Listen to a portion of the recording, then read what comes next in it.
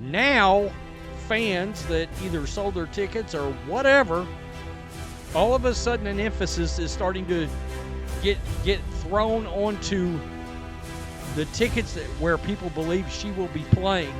Ticket prices didn't just spike, they detonated.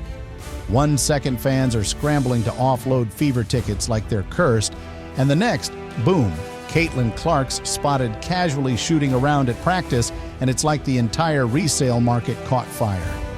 StubHub lit up. Ticketmaster glitched. The internet practically broke.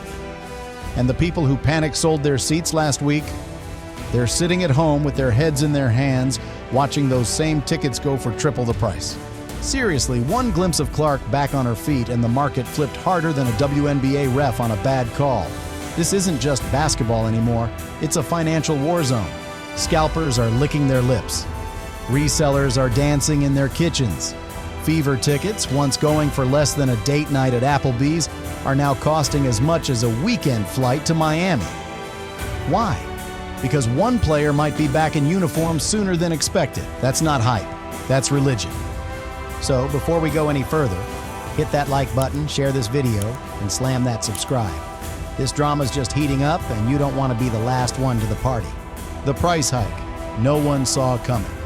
Caitlin Clark, 15,600 average attendance. Home or road doesn't matter, and they don't have the best record.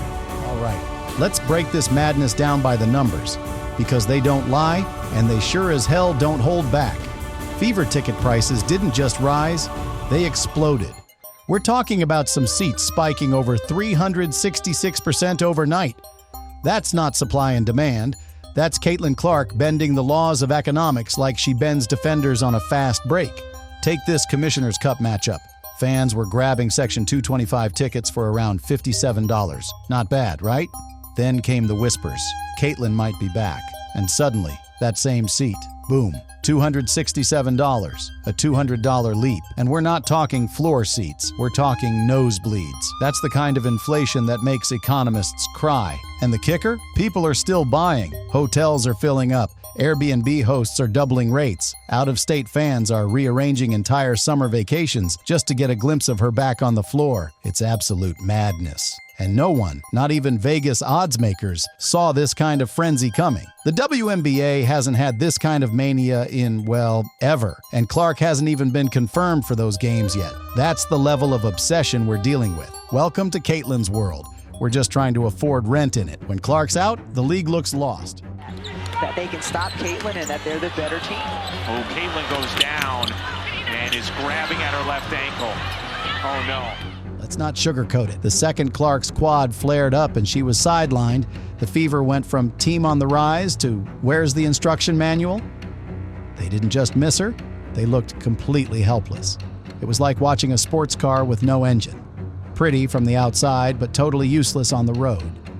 Suddenly, the energy was gone. The highlight reels dried up. The vibe was dead. And it's not just Indiana that felt it. The entire league took a hit. TV ratings slumped. Twitter cooled off. TikTok? Silence.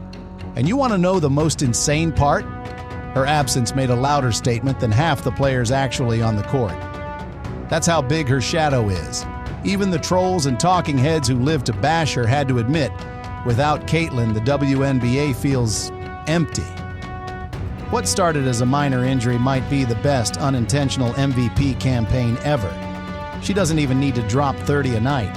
All she had to do was vanish, and the whole system started glitching. The Fever looked confused.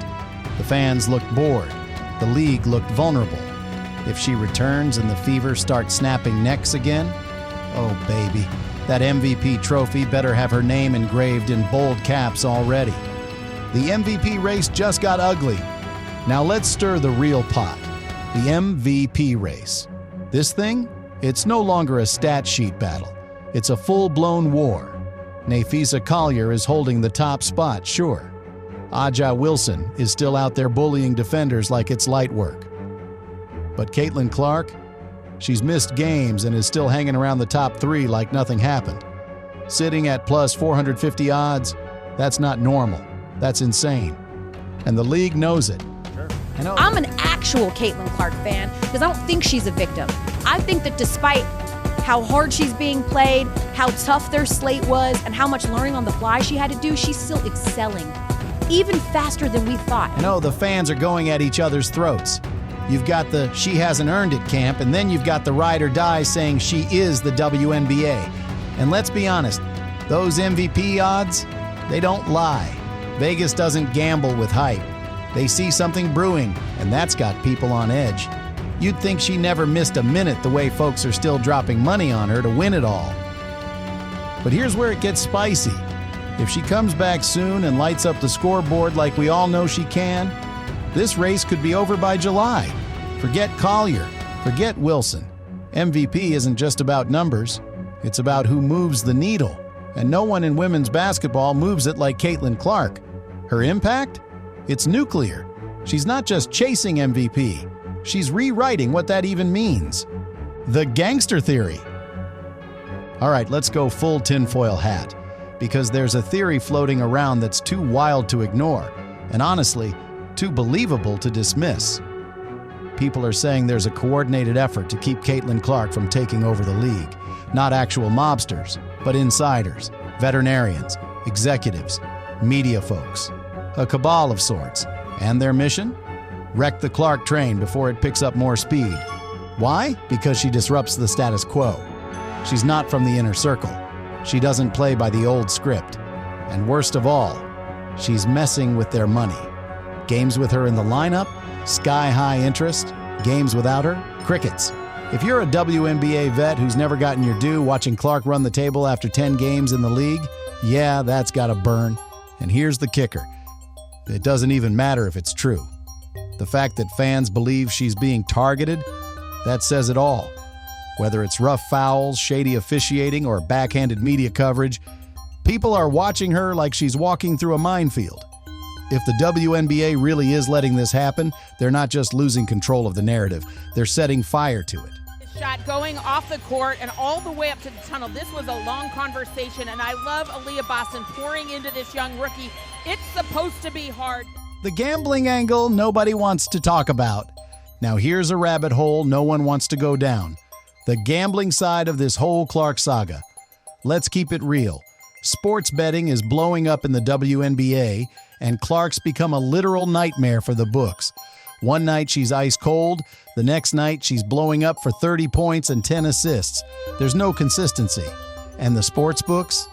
They hate that. She's the wild card nobody can predict, and unpredictability in gambling is poison. Bookmakers can't trust the spreads. Parlays are imploding. Clark's presence, or absence, sends shockwaves through entire betting weekends. And guess who's taking the L? The house, the bettors, the platforms. They're all scrambling. And that's got people wondering, are there whispers behind the scenes to adjust her impact, to contain the chaos? Because when one player holds the power to nuke an entire slate of bets, the suits don't sit quietly, they react. Maybe not publicly, but the pressure is real. And you better believe some people would rather see Clark struggle than see another betting model burn. Caitlin owns the internet, not just the court, and you saw it. The blindfolded trick shots, the dude perfect crossover, 11 million views. And that's just one video.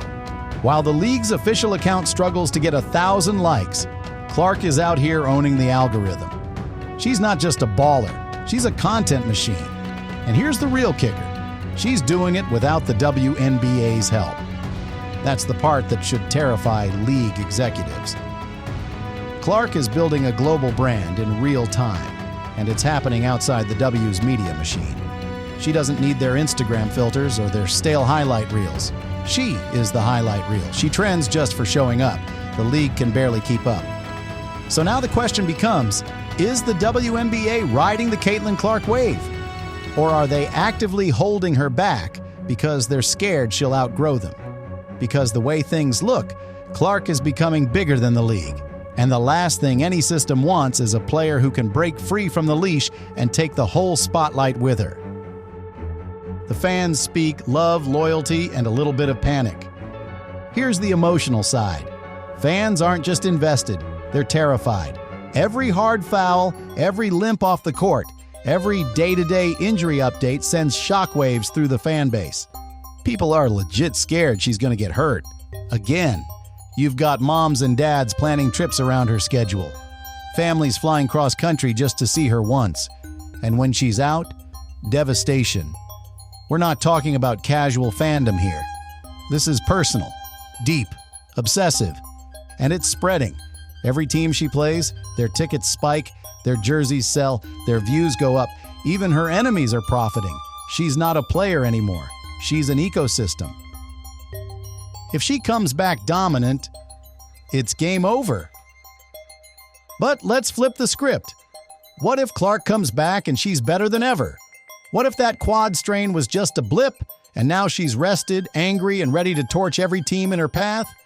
That could shift the entire MVP race overnight. Odds? Shattered? Power rankings?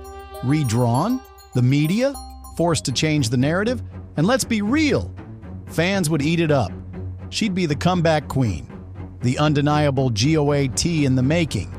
But if she flops, if the injury lingers and the fever fumble the momentum, the critics will pounce, the trolls will dance, and the league, they might just move on without her. Is this all too much for one player? Clark hits it. She's got time. Cloud defending. Clark trying to create some airspace. Long three at the horn. Oh! Look, we've never seen this kind of pressure before. Rookie year, Olympic snub, MVP race, league savior, media darling, online target, all on Caitlin Clark's shoulders. And she's what, 23?